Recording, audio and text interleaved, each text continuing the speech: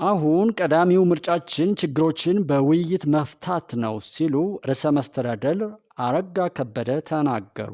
ርዕሰ መስተዳድር አረጋ ከበደ ከአዊ ብሔረሰብ አስተዳደር ነዋሪዎች ጋር በእንጅባራ ከተማ ዛሬ ተወያይተዋል። በውይይቱ የአማራ ክልል ፖሊስ ኮሚሽን ኮሚሽነር ዘላለም መንግስቴ፣ የአዊ ብሔረሰብ አስተዳደር ዋና አስተዳዳሪ ቴዎድሮስ እንዳለው፣ በሀገር መከላከያ ሰራዊት ምስራቅ እዝ የ302 ኮር አዛዥ ብርጋዴር ጀነራል መለስ መንግስቴ፣ የአማራ ሚዲያ ኮርፖሬሽን ዋና ስራ አስፈጻሚ አማካሪ ግዛቸው ሙሉነህን ጨምሮ ሌሎች ከፍተኛ የስራ ኃላፊዎችም ተገኝተዋል ተብሏል።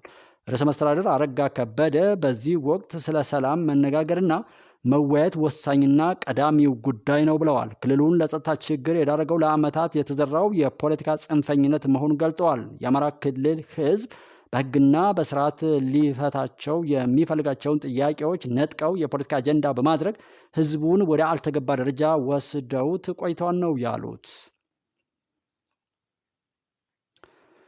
ጽንፈኞችን የሚታገል ህዝብን በቁርጠኝነት የሚመራና የሚያነቃ መሪ እንደሚያስፈልግም ተናግሯል። በሁሉም ቦታ የሚረገጥ መሪ አስፈላጊ አለመሆኑንም ገልጿል። እስከ ህይወት መስዋዕትነት ድረስ ከፍለው ህዝባቸውን የመሩ ጀግና መሪዎች መኖራቸውንም አመላክቷል።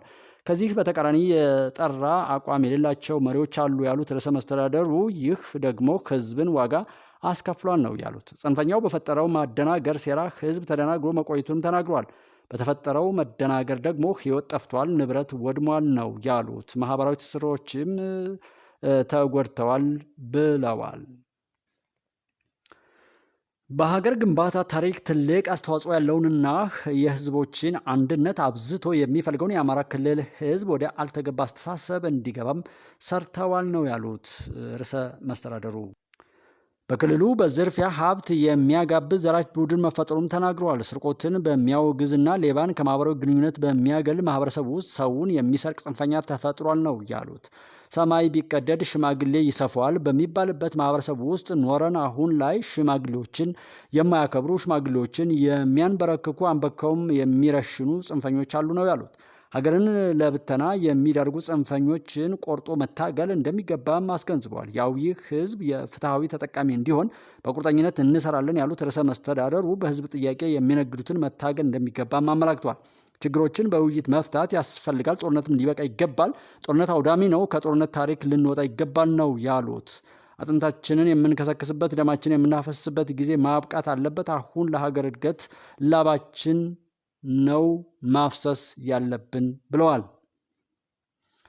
ችግሮችን በውይይትና በድርድር መፍታትን መለማመድ አለብን ነው ያሉት። መንግስት ተደጋጋሚ የሰላም ጥሪ ማቅረቡን ተናግረዋል። በቀረበው የሰላም ጥሪ በሺዎች የሚቆጠሩ ታጣቂዎች ለሰላም ገብተዋል፣ ሰላማዊ አማራጮችንም የገፉም አሉ ነው ያሉት። አሁንም ቀዳሚው ምርጫችን ችግሮችን በውይይት መፍታት ነው ያሉት ርዕሰ መስተዳደሩ የሰላም አማራጭን ሞክረን ካልተሳካ ግን መንግስት ህግ ያስከብራል ብለዋል። የሃይማኖት አባቶችና የሀገር ሽማግሌዎች ስለ ሰላም እንዲሰሩም ጠይቀዋል። በጋራ ለምንቆምለት ህዝብ በጋራ መስራት እንደሚገባም አስረድተዋል።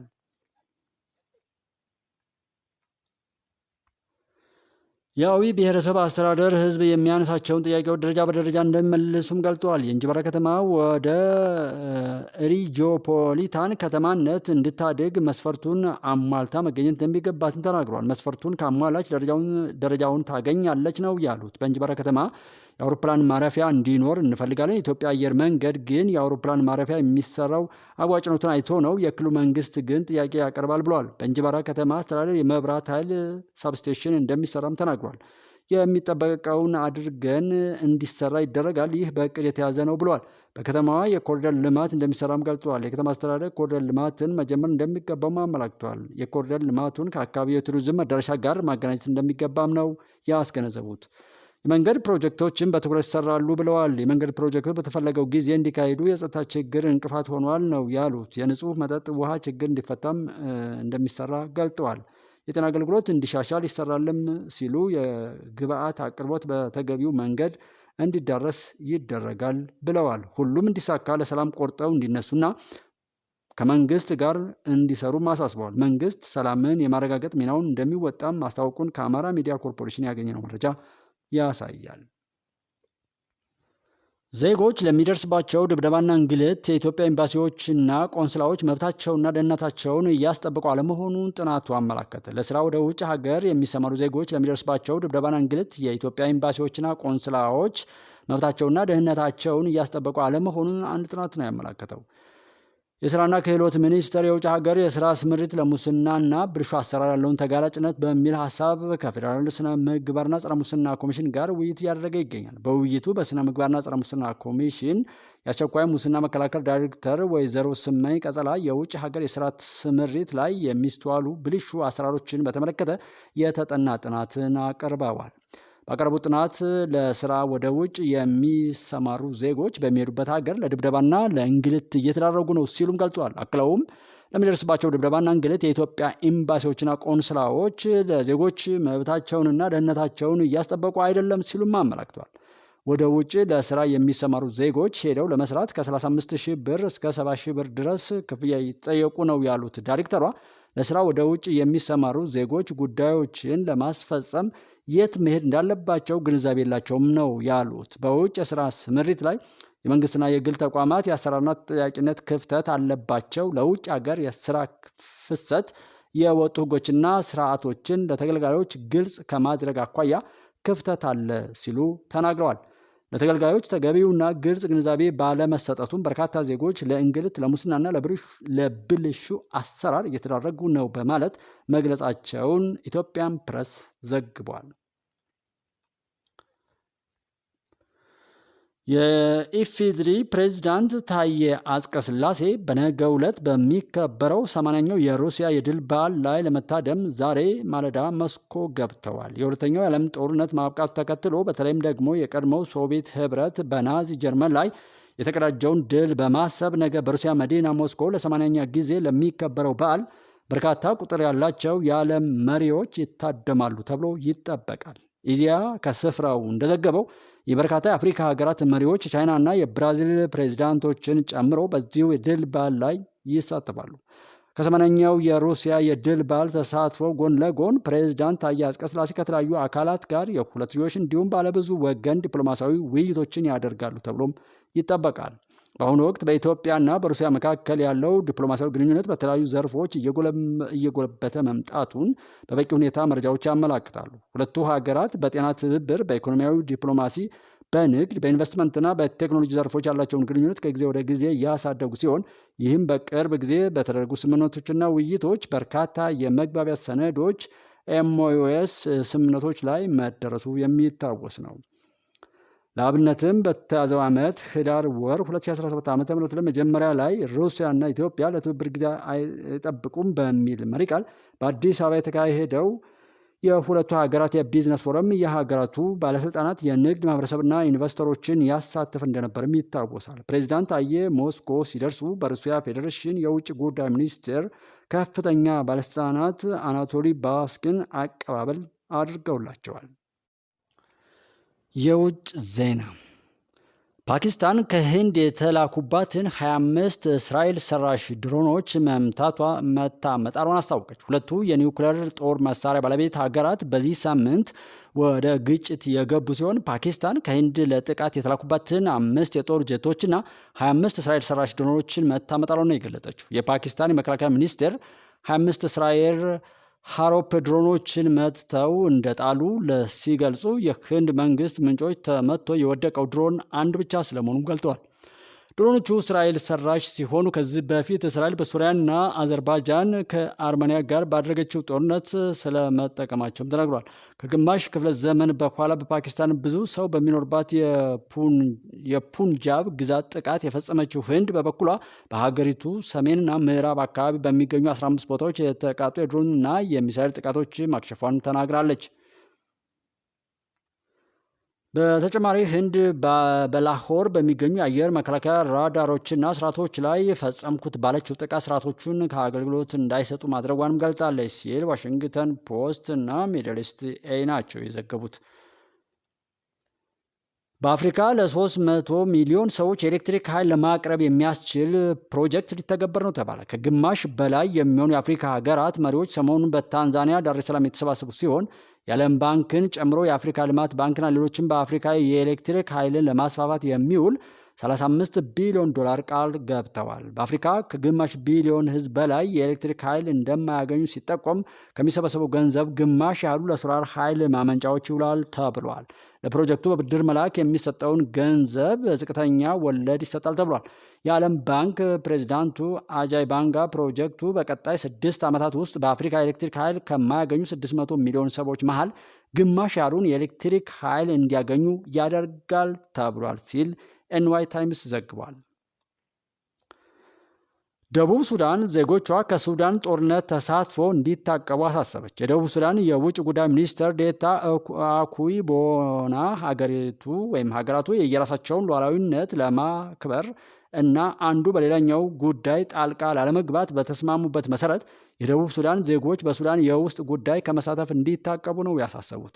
ማሳሰቢያው የተሰጠው የደቡብ ሱዳናዊ አብራሪ በዳርፉር በተፈጸመ ጥቃት ከተገደለ በኋላ ነው ተብሏል። አብራሪው ንብረትነቱ በኬንያ የተመዘገበ አውሮፕላን አብራሪ የነበረ ሲሆን የደቡብ ሱዳን አብራሪዎች ማህበር ዋና ጸሐፊ ነበር ተብሏል። አብራሪው ለምን ወደ ጦርነቱ ቀጠና እንዳመራ ያልታወቀ ሲሆን የደቡብ ሱዳን መንግስት ወደ ሀገራቸው መመለስ የሚፈልጉ በሱዳን ያሉ ዜጎች ካሉ በሰላም እንዲመለሱ ከሱዳን መንግስት ጋር መነጋገሩን ገልጧል ሲል ሱዳን ትሪቢዩን ነው የዘገበው።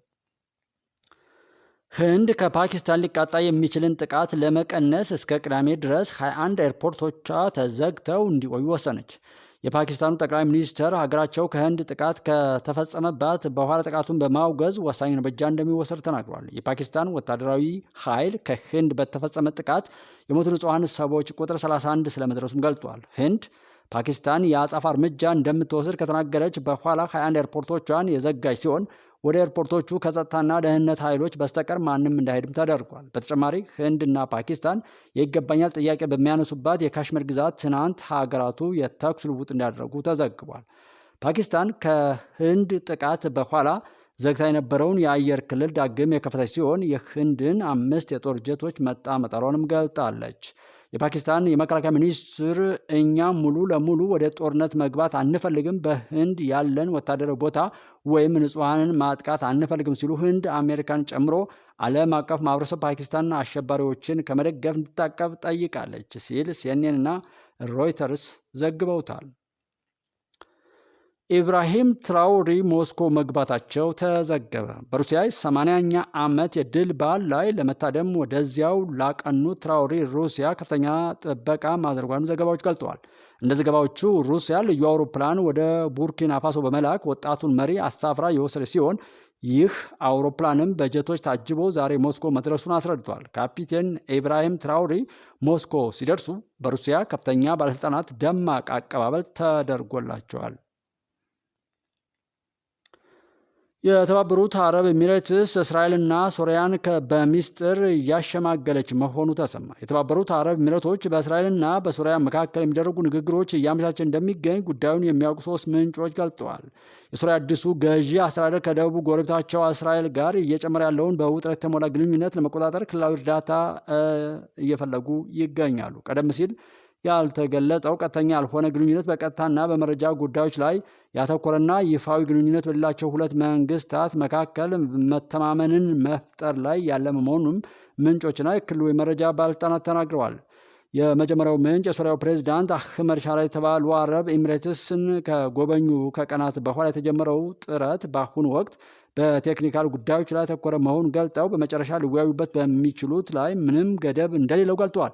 የሮይተርስ ዘገባ እንደሚያሳየው በተባበሩት አረብ ኤሚሬትስ ሸምጋይነት በፓሪስ ጉብኝት ላይ በነበሩበት ወቅት በጋዜጣዊ መግለጫው ላይ የተጠየቁት ሻራ ሁኔታውን ለማረጋጋት በአስታራቂዎች በኩል ቀጥተኛ ያልሆነ ድርድር እየተካሄደ ነው ሲሉ ምላሽ ሰጥተው ነበር። የሶሪያ ከፍተኛ የጸጥታ ምንጭ ለሮይተርስ እንደተናገረው የተባበሩት አረብ ኤሚሬትስ ከደህንነት ጋር በተያያዙ ጉዳዮች ላይ ብቻ የተገደበ ሲሆን ይህም በበርካታ ጸረ ሽብርተኝነት ፋይሎች ላይ ያተኩራል። ወታደራዊ ጉዳዮች በተለይም የእስራኤል ጦር በሶሪያ የሚያደርጉትን እንቅስቃሴ የሚመለከቱ ጉዳዮች እንደሚመለከትም ምንጩ ገልጧል። የስለላ ምንጩ የተባበሩት አረብ ኤሚሬቶች የደህንነት ባለስልጣናት፣ የሶሪያ የስለላ ባለስልጣናት እና የቀድሞ የእስራኤል የስለላ ኃላፊዎችና ሌሎችም በዚህ አሰራር ውስጥ መሳተፋቸው ተገልጧል። በደቡባዊ ኒጀር በተፈጸመ ጥቃት ወደ 10 የሚጠጉ ወታደሮች መገደላቸው ተነገረ። በዚህ ሳምንት በኒጀር ዶሶ ግዛት በተፈጸመ ጥቃት 10 የሚጠጉ ወታደሮች ሲገደሉ 7 ቆስለዋል ሲሉ ባለስልጣናቱ በሀገሪቱ መንግስት ለሚተዳደረው የሬዲዮ ጣቢያ በላከው መግለጫ አስታወቁ ሲሆን የጸጥታ ምንጩ ደግሞ የሟቾች ቁጥር ከዚህ ሊበልጥ እንደሚችል ለሮይተር ገልጧል። ሰኞ በደቡባዊ ኒጀር የተፈጸመውን ጥቃት በአሸባሪዎች እንደሆነ የገለጸ ሲሆን ከአጥቂዎቹ መካከል በርካቶች መገደላቸውን ያስታወቀው መግለጫው ሌሎች በርካቶች በቁጥጥር ስር ውለዋል ብለዋል። ከሳህል ጎረቤቶቿ ማሊና ቡርኪና ፋሶ ጎን ለጎን በመሆን ኒጀር ከአልቃይዳና ከታጣቂ ቡድኖች ጋር እየተዋጋች ትገኛለች። የሀገሪቱ የደህንነት ምንጮች እንደሚሉት ከሆነ 18 ወታደሮች ጠፉ፣ 3 የጸጥታ መኪኖች ተዘርፈዋል ብለዋል። ከዚህ ባሻገር በሮይተርስ ዘገባ መሰረት መንግስት ጥቃት ባስተናገዱ አካባቢዎች ላይ ሞተር ሳይክሎችን መጠቀም እንዲከለከል ትዕዛዝ ሰጥቷል። ባለፈው ወር ኒጀር ውስጥ በተነሳ ግጭትና ከማሊና ቡርኪና ፋሶ በሚያዋስኗት ድንበር ላይ በተፈጸመ ጥቃት 12 ወታደሮች ሲገደሉ 5 የህንድ ዜጎችም ታግተዋል። በመጋቢት ወር ባለስልጣናቱ ቢያንስ 44 ንጹሐን ዜጎች በተገደሉበት ድንበር አካባቢ በሚገኝ መስጅድ ላይ ለተፈጸሙ ጥቃቶች አይኤስ ተባባሪ ነበር ተብሏል። የአውሮፓ ህብረት አርኤስኤፍ በፖርት ሱዳን ላይ የፈጸመውን ጥቃት አወገዘ። የአውሮፓ ህብረት ረቡዕ ዕለት አርኤስኤፍ በፖርት ሱዳን ላይ የፈጸመውን የሰው አልባ አውሮፕላን ጥቃቶች ያወገዘ ሲሆን በሱዳን እየተባባሰ ያለው ግጭት ቀደም ሲል የተሻለ መረጋጋት ወደነበረባቸው አካባቢዎች መስፋፋቱ እንዳሳሰበው ገልጧል። ውግዘቱ ባለፈው ረቡዕ ጠዋት በፖርት ሱዳን ላይ ያነጣጠረ ሌላ ሰው አልባ አውሮፕላን ጥቃት መፈጸሙን ተከትሎ መሆኑን የዜና ምንጮች ገልጠው በጦር ኃይሎች የሚደገፈው መንግስት የምታስተናግደው ከተማዋ ለአራተኛ ተከታታይ ቀን የጥቃት ሰለባ ሆናለች ተብሏል።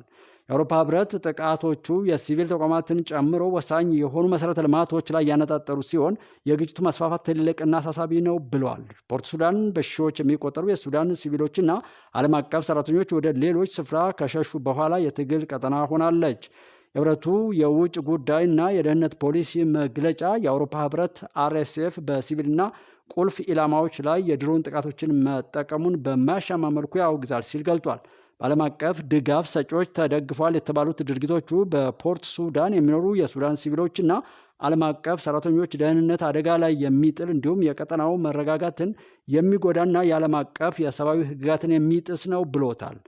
በፖርት ሱዳን የቀጠለው ጥቃት በመላ ሱዳን ወሳኝ የሰብአዊ እርዳታ ስራዎች ላይ መስተጓጎል እንዳይፈጠር ስጋትም አሳድሯል። በአንዳንድ የሀገሪቱ ክፍሎች 25 ሚሊዮን የሚጠጉ ሰዎች ለከፍተኛ የምግብ እጦት እየተጋለጡ እንደሆነም ተገልጧል።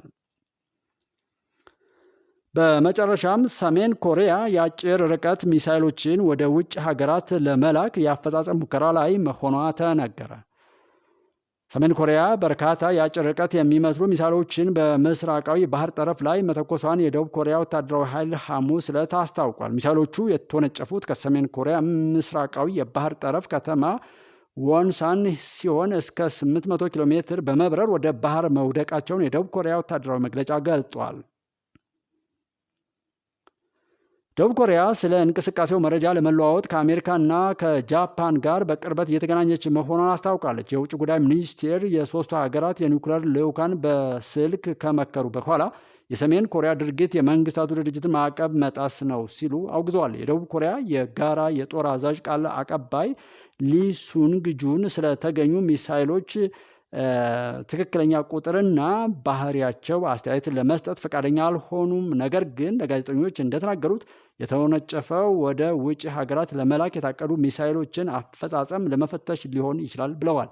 በኮሪያ ብሔራዊ ውህደት ኢንስቲትዩት የሰሜን ኮሪያ ተንታኝ ኮንግ ሚን ወደ ሩሲያ የቀረቡ 2 አይነት የአጭር ርቀት ባላስቲክ ሚሳይሎች ሊሆኑ እንደሚችሉ ገልጠው ዩክሬንን ለመምታት ሞስኮ ትጠቀምበታለች ሲሉ አክለዋል። የነዚህ 2 ሚሳይሎች ከፍተኛ መጠን ያለው የመስክ መረጃ ተሰባስቧል። እንደ ጥንካሬና ትክክለኛነት ያሉ ከጦር ሜዳ የተገኙ ጉዳዮች ለማሻሻል ተጨማሪ ሙከራ ሊያስፈልግ ይችላል ሲሉም ተደምጠዋል።